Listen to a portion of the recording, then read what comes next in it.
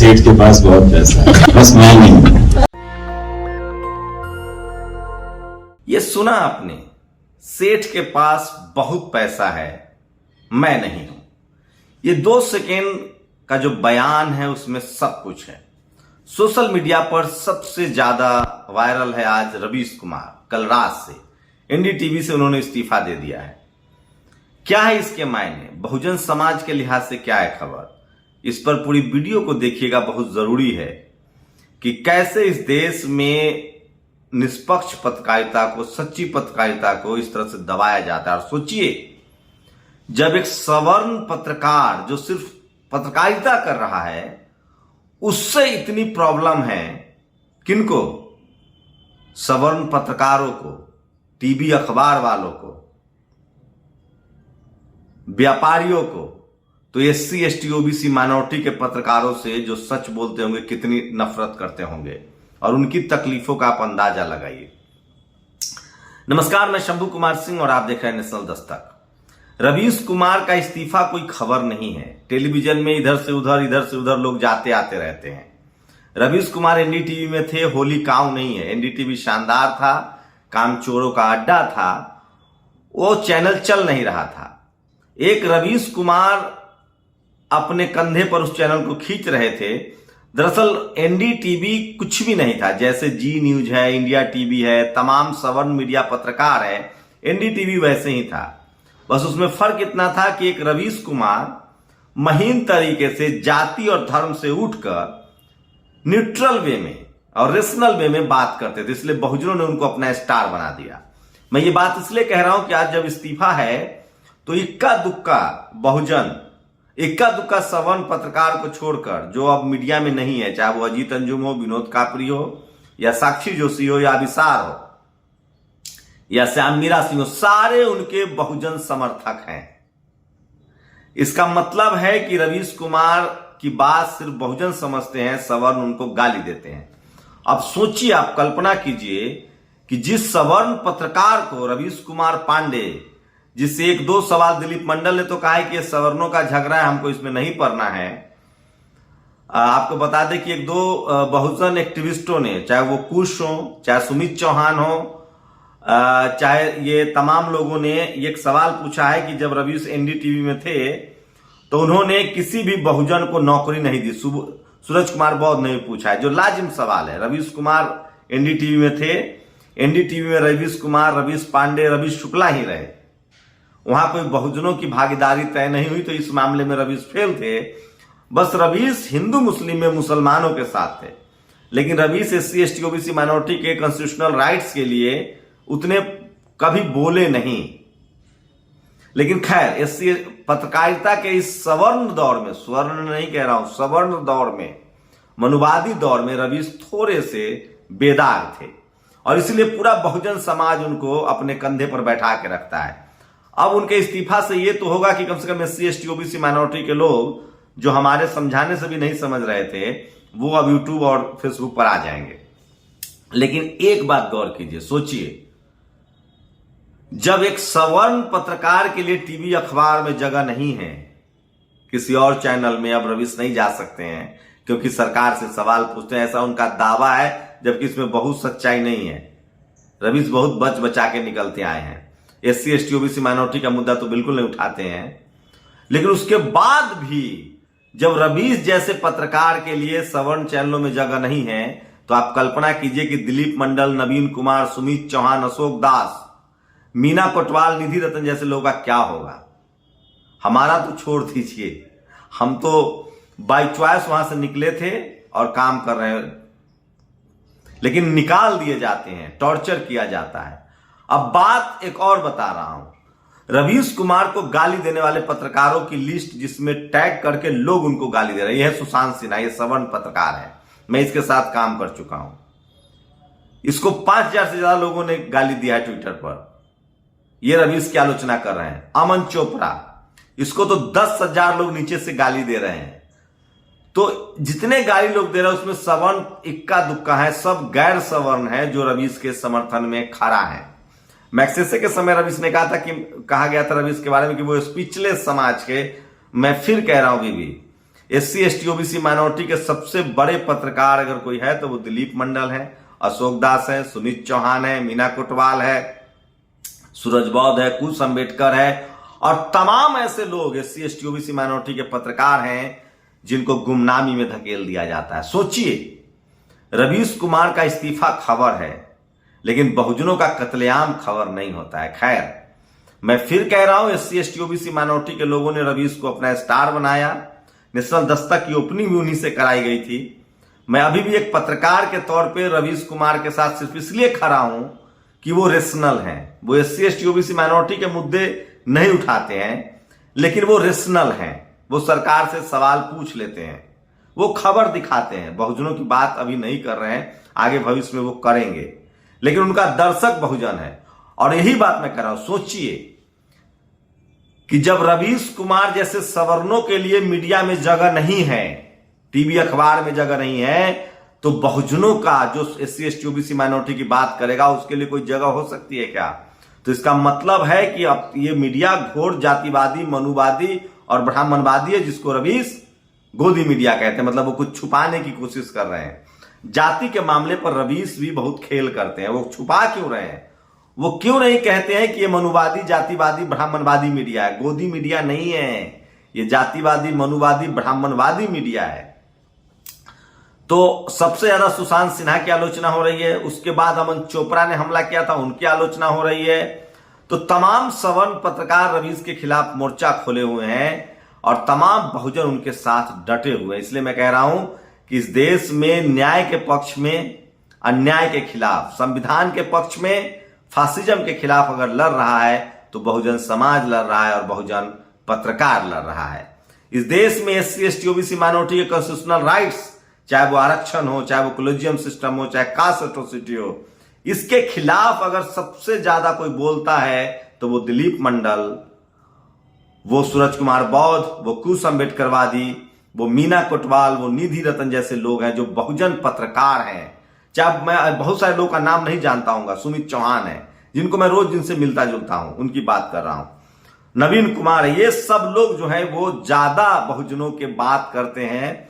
लेकिन अभी भी बहुजनों के स्टार रवीश कुमार है क्योंकि उनके पास टीवी था, अब वो भी नहीं है, उनका यूट्यूब पर आ गया है। तो खैर चलिए, कुछ पोस्ट पढ़ के बता रहा हूं और मैं फिर कह रहा हूं, इस देश में जितना रवीश कुमार ने बहुजनों के लिए बोला है उतना भी अगर सवर्ण पत्रकार बोल देते तो मीडिया की अच्छी स्थिति होती।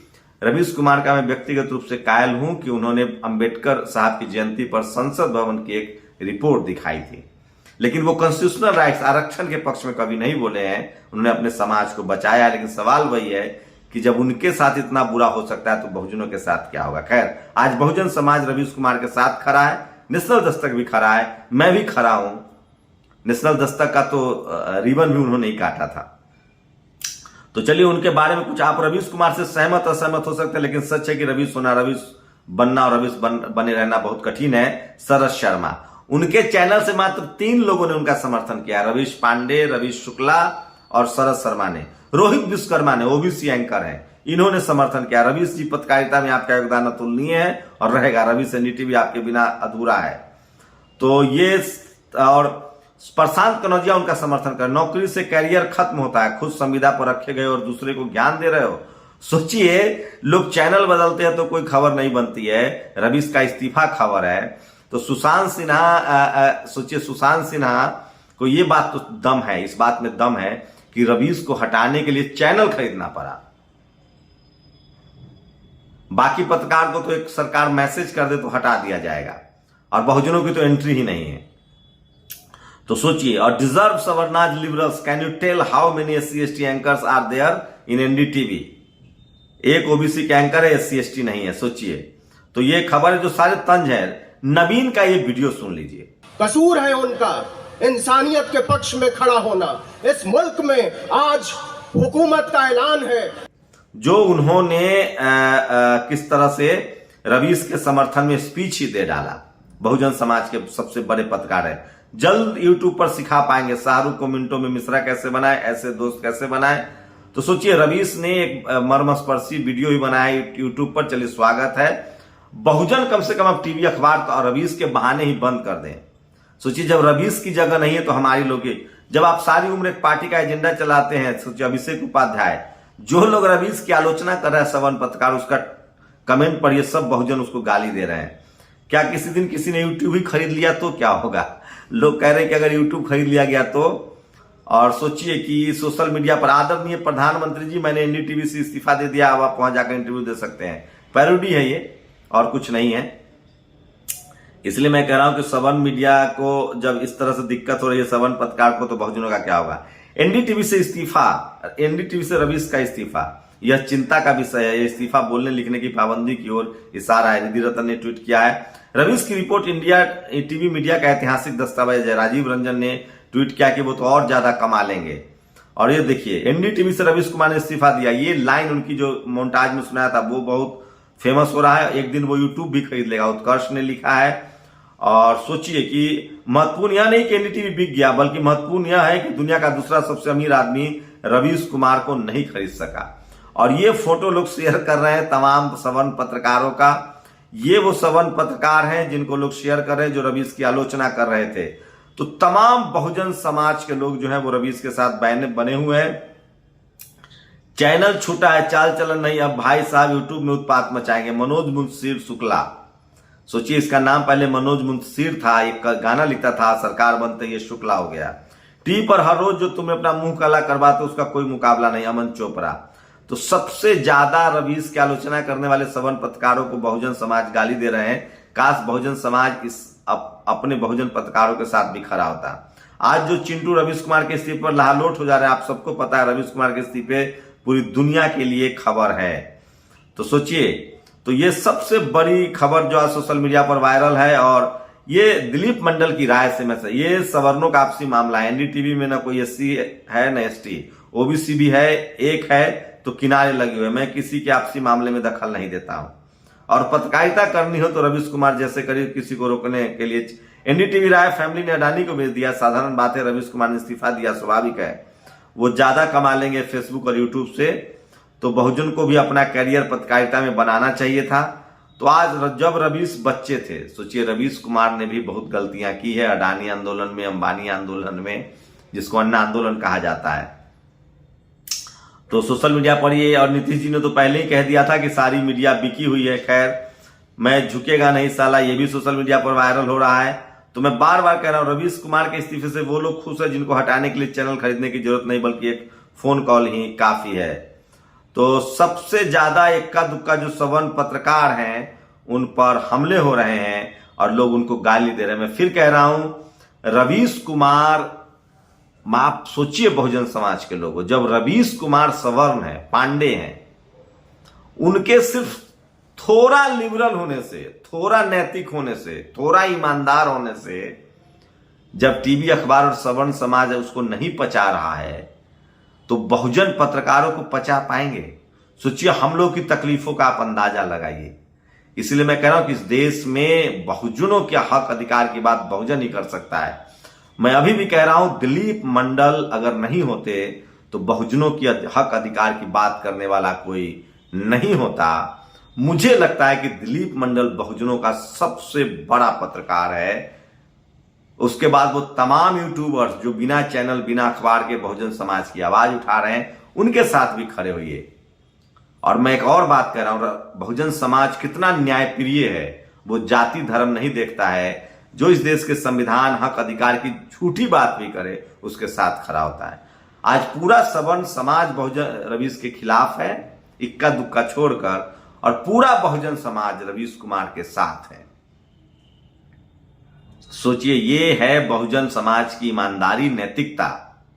लेकिन बहुजन समाज को सोचना पड़ेगा कि रवीश कुमार सवर्ण होते हुए भी टीवी अखबार में नहीं फिट हो पा रहे हैं, तो बहुजनों को सोचिए वो लोग क्या करते होंगे।